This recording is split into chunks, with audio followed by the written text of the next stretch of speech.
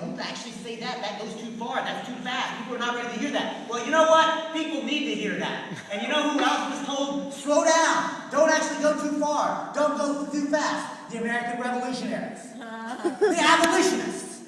The women's suffrage movement. The trade union movement. The civil rights movement. You take a look at every single social movement in this country, and what you will see is that they were committed to deep systemic change, and every step that they took, there were other people who agreed with them and said, don't go too fast.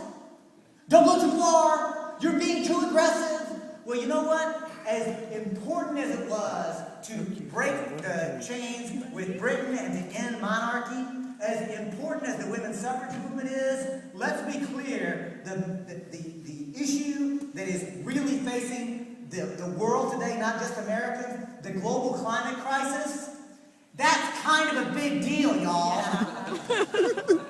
You know, I believe that we need to act in such a way that is commensurate with the problem that we are facing. And the problem that we are facing is that human conduct on this planet is about to make it impossible for our modern society to continue. Right? So when I say we have to use all the tools in the toolbox, I ain't joking. You know? Like when I ran for president, I ran on my arrest record. Yeah. You know, I'm proud to say I've been to jail for justice. Here's an honest question. How many people here in the audience have been to jail for justice? How many people here have done it? All right, a couple hands go up. Sister, how did it feel? It felt good. Yeah? Yeah. Would you do it again? Hell yeah. Yeah? Over here, I saw a hand. Who raised their hand? How did it feel? Yeah, what did you go to jail for? Right before the war, I was marching in... Which city? San Francisco. San Francisco, rise up, right? Right on. Hey, would you do it again? One more. Los Angeles, Yes, sir. rise up. Oh, I was there. I didn't get actually convicted, but I got escorted away again. Would you do it again? Here's the thing, y'all. Here's the thing. Every social movement actually needs a militant and a group of people who are militant and who are ready and willing to disrupt the power system. Right? You have to be ready to do that. But you can't just go right on. Puppies for nonviolent civil disobedience. All right. So don't eat the dogs. Don't eat the animals. Should have worn my chair shirt. But here's the thing. I really want to be clear about this. I am not calling for some just willy-nilly go out in the streets, you know, yelling and screaming without a plan. Exactly. We need a plan because we need a plan that includes nonviolent civil disobedience, but it also must have a very clear focus on lobbying and engaging in electoral politics and deeper still, changing the culture. Because that's when you know you win. Whenever you get not just the activists, not just the, like, look to your left and look to your right. For real, like, just look around at each other. You're all freaks. Yeah. You're totally freaks. Look, it's a Saturday. You're in here listening to me rant. You are freaks. You know what? Take a moment and metaphorically or in physical reality, pat yourself on the back. Pat each other on the back. It's good to be a freak. Because you know what? What's up, man? Give me some. Give me some. To engage in a revolution against Give me some. The American revolutionaries were freaks. Think about it. You know, I used to say that the American revolutionaries were not calling for a more socially responsible king. You know, so today, we should do more than just call for more socially responsible corporations. You know what I mean? Let's raise our demands a little higher. Let's raise our aspirations a little higher. But check it out. If you look at the 1760s, those people who became revolutionaries, they were writing letters to the king that go like this. Oh, dear Father King, we, your humble and obedient children, come before you and ask for your intervention because Parliament is passing laws that are oppressing us mightily. And we, your obedient children, ask for your intervention. The most sniveling, groveling, obsequious kind of language that you can even imagine, right? And somehow, in one generation, one decade, it went from that kind of bootlicking to get out. somebody who claims seriously to be a revolutionary, I am very keenly interested in what kind of conversations are taking place. What kind of thought processes are taking place? What is the organizing that's going on with a group of people who can get them up off their knees, get them to stand up, shoulders back, chin up, and look at the King of England, and the king who at that time gets his authority where? God. God? You don't get more legitimate than that. Look at the king who is supposedly God's representative on earth. Look past the king at the most mighty military might that the world had ever seen to that point and say, "You're done." Right? And I'll tell you, at the end of the day, what I believe happened through that process is called self-respect. A kind of empowerment that is not just intellectual, but it comes in your gut, where you say, we can do this. We can meet our needs. We are not dependent upon the king. We are not dependent upon an empire. We are not dependent. We are actually self-reliant on each other. And so, frankly, I don't want to just emulate the Declaration of Independence. I don't want to just declare independence from corporations. I want to also declare my interdependence on you and the natural world. I want to actually shift the way that we're thinking about everything in this country. Because let me tell you something. Corporations are not merely exercising power today. They are ruling us. As surely as masters once ruled their slaves, our kings once ruled their subjects, these unelected and unaccountable corporate CEOs are ruling us. And we need to understand, and as a lawyer, I will tell you specifically and explicitly, they are using the legal system to legitimize their rule. And at the linchpin of it is this legal doctrine that says a corporation is a person with constitutional rights. Yes. That shit is crazy. Yes. Typo. Marco. Let me be clear. I am a civil libertarian. I believe in your right. I believe in your right. I believe in your right. I believe in my right. And my rights, your rights, are human rights. And they are not dependent upon the majority of our community to agree with us. So understand this. Any law that actually violates a human right, even if it goes through a democratic process, that law is illegitimate. Yeah. Laws that forbid women from voting were illegitimate under the constitutional framework because they violated women's equal protection. Jim Crow segregation laws in the South were illegitimate, even though they went through a democratic process and were passed by duly elected representatives. They were illegitimate because they violated the inherent human rights of African Americans and the descendants of Africans in this country. They're illegitimate. So it is appropriate not only to violate those laws because they're unjust laws with nonviolent civil disobedience, it's also appropriate for courts to overturn those laws. You follow? So the idea of constitutional rights is profound and critical. Because if your right, if your human right is violated by a democratic process, your right is not taken away legitimately. The whole system is wrong. So here's the kicker. When the court says that a corporation is a person with inherent constitutional rights, it perverts the entire notion of a democratic republic. It takes away from we the people the sovereign right to govern ourselves. Because corporations are the most powerful institutions that exist in current society. And not just in this country, but everywhere. And frankly, if we take a look at the creation of the transnational corporation, you know when it was created? The 13th, 14th, and 15th century. You know, the age of discovery. It's not discovery, is it? What did they discover? Africa, Asia, later North and South America. Newsflash! There were people living there. They were not lost. They didn't need to be discovered. Let's actually call it what it really is. It was the age of empire. It was the age of brutal rape and pillage and plunder. And check it out. The modern transnational corporation gets created during that time period as an instrument of imperialism. The East India Corporation, the Africa Trading Company. Anybody want to guess what the Africa Trading Company traded? Africans. Africans. See, you know what? When I say it to older crowds, they say slaves.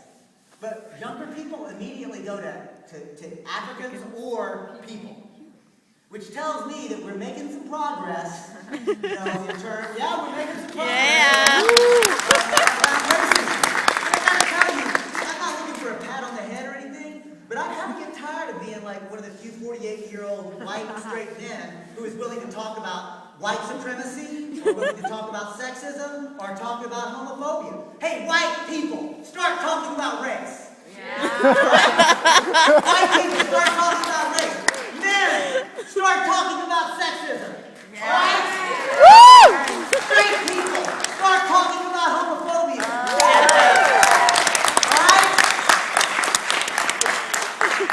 I guess what I'm getting at, my charge, I believe, coming to this group, the California Student Sustainability Coalition, is to encourage you, to plead with you, to hopefully in some way inspire you to basically keep doing what you're doing. Because, look, when I was a student at the University of Houston, I got my start in politics in the anti-apartheid movement. And yeah, you can applaud that, or you can cheer that. I mean, but I don't say it to get a pat on the head. I want you to understand the reason was because I went into that institution basically brainwashed. I thought, rah rah USA, I was totally proud to be an American because I was taught that this was the land of the free and the home of the brave, liberty, justice, equality. See, I bought all that. And then I went to college and I realized, oh, I've been lied to. And that's kind of a heavy thing.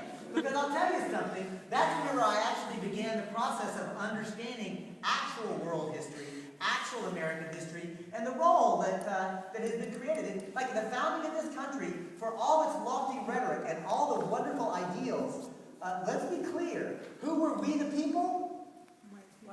White, you had to be white, you had to be male, you had to be rich, or a property owner, and you actually had to be in the right religion. Right? So, here's the idea, folks. You know what percentage of the adult human population living in the 13 colonies were actually legally persons? 5 to 7%. So the founding of this country, for all its profound rhetoric and the great ideals that I uphold, and I hope you do too, the only humans that could wrap themselves in that beautiful document of the Constitution were 5 to 7% of the rich, white, male, the right religion. The point I'm making is this, that it took broad social movements to drive all of us into the Constitution, to be able to claim personhood status. And that's what it means. To be a person under law means that you can assert your rights and have them protected by the legal system if the political system fails you. It's kind of important, right? Hey, we the people, brother Zen, nice to see you. The point is this, y'all, that the movement that we're calling for at Moocs of Men, which will go up on the here pretty soon, we're calling for a constitutional amendment that will say corporations are not persons, they cannot claim constitutional rights. This is not just a legal idea. We think that this is a linchpin to be able to jumpstart the militant movement that you represent, right? You clearly represent it in order to create the culture by which we can actually dismantle white supremacy, that we can actually dismantle the social, political, and economic institutions that are legitimizing oppression, and then to tie it really into the environmental movement to understand the intersections of oppression. Because I don't believe you can appropriately, honestly, and accurately take out the environmental movement from the social justice movement. They're the same thing. Just like you can't properly take out racism from imperialism. It's the same thing. So, like, this is the thing, y'all. We need the environmental movement to be more active, more militant, be willing to be more disruptive. You know, Congresswoman Cobb did a great job talking about the Santa Barbara oil spill and some of the things that came up out of it. And so I'm glad that environmental studies came up out of it. That's awesome, and I'm not denigrating that. And I'm glad that Earth Day came up, and I'm not denigrating that. But does anybody really, like, you been to an Earth Day festival recently? Are those little booths where you get to like play the games and get some literature by non-profits? Is that really going to be what we need to stop the global climate crisis? Let me tell you one thing that came out of the Santa Barbara oil spill that Congressman Cobb didn't mention that I wish he had. That is the California Coastal Commission. And check it out. The California Coastal Commission was not a bit of legislation that was enacted by compromise with the California Assembly. In 1969, the Santa Barbara oil spill occurred. By 1972, the California Coastal Commission gets created. How? Citizens' initiative. Because radical environmentalists said, we can't count on our elected representatives to do the right thing, so we will use the citizens' initiative process to write the strongest law ever created to protect a coastline in the history of the United States of America. And we will empower a regulatory agency far beyond has ever been empowered by any other branch of government. And you know why? Because it was we the people, and we didn't compromise. We didn't compromise. And I'm going to conclude with this because I do want to open it up. Do I have time for some actual discussion rather than just me ranting? Organizers? Yes, ma'am. Thank you. Think of it this way. There are two ways to release sort of systemic change. One way is you take a look at the existing power structure. Who are the elected officials who are allowed to make the decisions, what we were taught we can do, how do you lobby them, how can you persuade them to do the things that you want to do. That's where 95% of most organizing and most efforts take place today. It's where 100% of my efforts took place as a lawyer. I was trained to do it. We're told, follow the rules. Here's the decision-making process. There's another way to think about social change. And that's, you don't turn your back on the power structure. You turn your back on this power structure, it'll pounce on you. Yeah. Right? So I'm not turning my back on the power structure, but instead, I'm like, I'm watching you, power. You can't get me, but I'm going to come over here and talk to my brother Zen and Daniel, who I guess, since you're here, we probably share a little bit, right? So I'm going to talk to my nonviolent civil disobedience brother who has also been in jail. And I'm going to say, look, what do we really want? What kind of society do we really want? Let's talk to each other, and I'll listen to your ideas. I hope you'll listen to my ideas. And let's actually grapple together about our ideology, about our worldview, about what we care about, and there'll be disagreements, but let's have respect in our disagreements, because we're on the same side, right? We can move in parallel. Maybe Zen, and I know it a little bit, maybe Zen says, I want to be the electoral arm of the movement. And I'm like, all right, I trust Zen.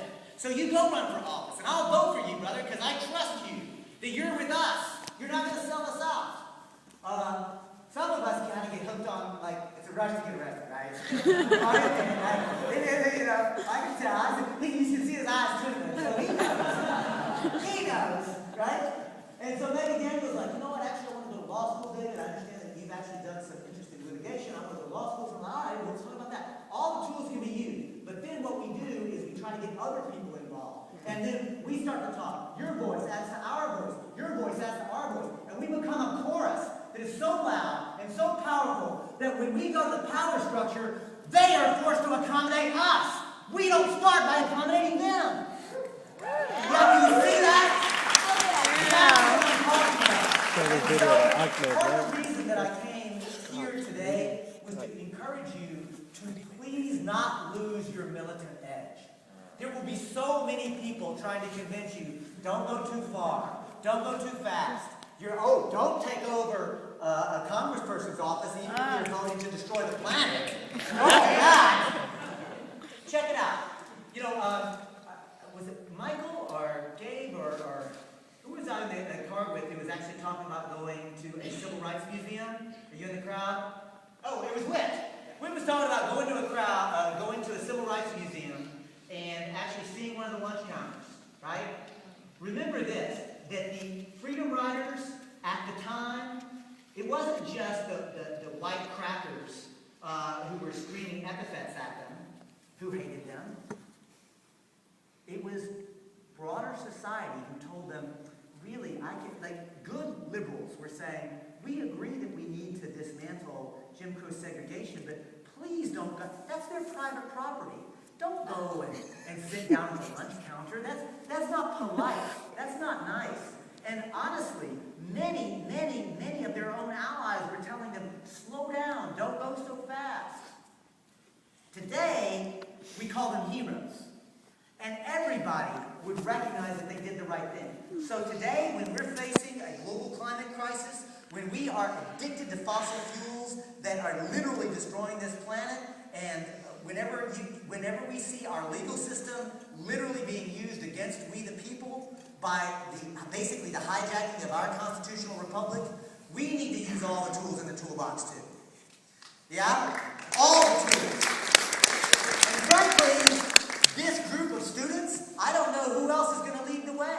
I mean, when I was working on the anti-apartheid movement, look, I'm not embarrassed to tell you. I'm proud to tell you. We took over the Board of Regents office. Yeah. We said, you know, and by the way, I wasn't a leader of that movement because at that time, as a white person, I was finally beginning to get it. Oh, I should actually put myself under the leadership of people of color on this issue. Oh.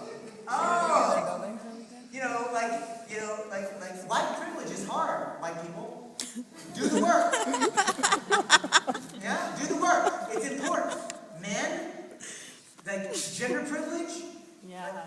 You don't even think about it. We don't even think about it as men. We're so empowered to think that it's our that when men take up so much space at meetings. Yeah. Here's a clue. STFU occasionally. Think about how much space you're taking. All I'm getting at is this, that I'm asking you to join a movement at Move to Amend. We've got 93,000 people and counting calling for a nonviolent revolution by amending the U.S. Constitution. Corey and the brother with the hat that I just met, I forgot, Jared. Jared is going to start passing these around. If you want to join Move to Amend, please do sign up. And all I'll ask you to do is to print legible. If you don't want to join, that's totally cool. Just pass it. But if you want to join this movement, please do just sign up on the clipboards when they come around. And in the meantime, I'm going to stop and ask if there are any comments or questions. Raise your hand. Oh, thank you.